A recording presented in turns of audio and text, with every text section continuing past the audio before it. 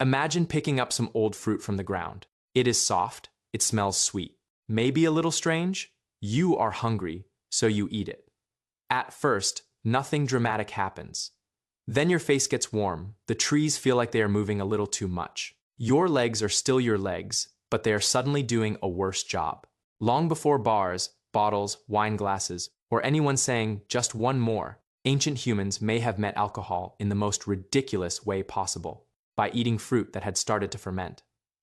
So here is the question. Did ancient humans get drunk?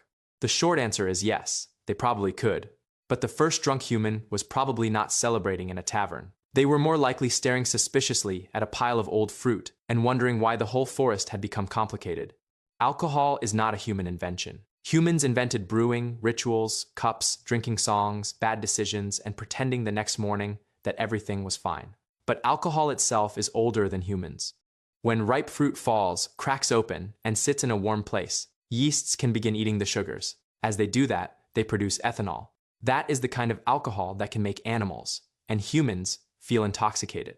So before any person learned how to make beer or wine on purpose, the world was already making tiny accidental drinks: rotting fruit, leaking tree sap, honey mixed with rainwater, sweet plant liquids sitting long enough for invisible yeasts to get involved. Nature had a messy little brewery, and nobody asked for a license. For a hungry ancient human, that mattered. Sweetness meant calories, and in a wild landscape, calories were not cute. They were survival. A fruit that smelled strongly ripe might not have said party to an ancient nose. It may have said energy. That is one reason some scientists have suggested the drunken monkey idea. Our primate ancestors spent millions of years around fruit. The smell of a little ethanol could have helped them find ripe, energy, rich food, not because they wanted to get smashed, because a sweet fruit hidden in leaves is worth finding. Modern studies of wild chimpanzees make this idea feel less silly. Chimpanzees eat ripe fruit that naturally contains small amounts of ethanol. In one recent field study, researchers measured alcohol in fruits eaten by wild chimpanzees and estimated that they may consume meaningful amounts of ethanol across a day. The important part is that the chimpanzees were not sitting around acting like tiny pub customers.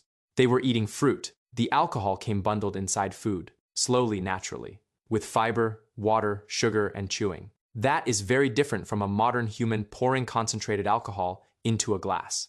Most naturally fermented fruit would not be a bottle of strong liquor. Would usually be weak, uneven, and unpredictable.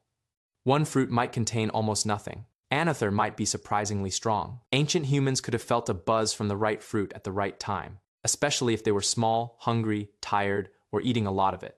But walking around completely drunk in the wilderness was not exactly a survival strategy. If your reaction time slows down, that matters. If you stumble near a cliff, that matters. If you fall asleep away from the group, that matters. If you laugh too loudly when everyone is trying to listen for danger, that really matters. This is where humans did something very human. They noticed a weird thing in nature, then slowly learned how to control it. If old fruit can change on its own, what happens if you put sweet things together and wait?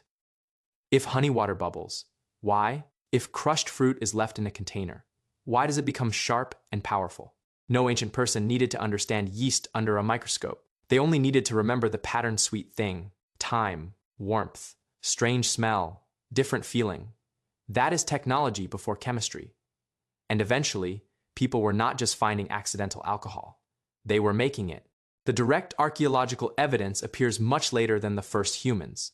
At Jiahu in northern China, chemical traces from pottery show a mixed fermented drink made from rice, honey, and fruit around 7,000 to 6,600 BCE. In Raqefet Cave in what is now Israel, researchers have argued that Natufian hunter-gatherers were brewing a kind of beer, like drink around 13,000 years ago, probably connected to ritual feasting. But ancient beer was not modern beer. It was probably thick, cloudy, sour, and more like a porridge or thin gruel than something in a cold glass. It may have been food, drink, ceremony, and medicine all tangled together. You did not crack open a can. You shared a strange living mixture with your group. And that brings us to the social part. Alcohol changes how people feel around each other. It lowers fear. It loosens speech. It makes rhythm, music, dancing, and laughter feel easier. That can be dangerous, but in a ritual setting, it can also be powerful. A group gathered around a grave, a fire, a feast, or a seasonal event might use alcohol to mark that the moment was not ordinary. The drink said, "Today is different. The dead are remembered, the group is together. The rules are slightly changed."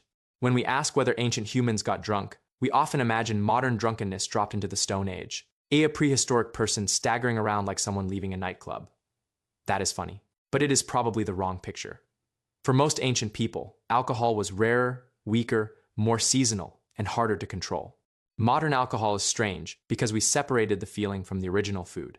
We took the tiny natural signal inside ripe fruit and turned it into a concentrated product. Then we made it portable, storable, sellable, and socially normal. Your ancestors may have met alcohol as a smell in the forest. You can meet it in a store with bright lights and a discount sign. So yes, ancient humans probably got drunk sometimes. Maybe by accident from fermented fruit. Maybe on purpose from early drinks. Maybe during feasts, rituals, mourning, dancing, or experiments that began with somebody saying the prehistoric version of, "I think this is still good." But the first human to feel alcohol may not have raised a cup. They may have picked up an overripe fruit, taken a bite, paused, and looked around like the trees had just learned a new trick. And maybe someone nearby laughed. Because even before civilization, humans were already discovering one of the strangest truths about being alive. Sometimes the world feeds you. Sometimes it poisons you. And sometimes it does something confusing in between.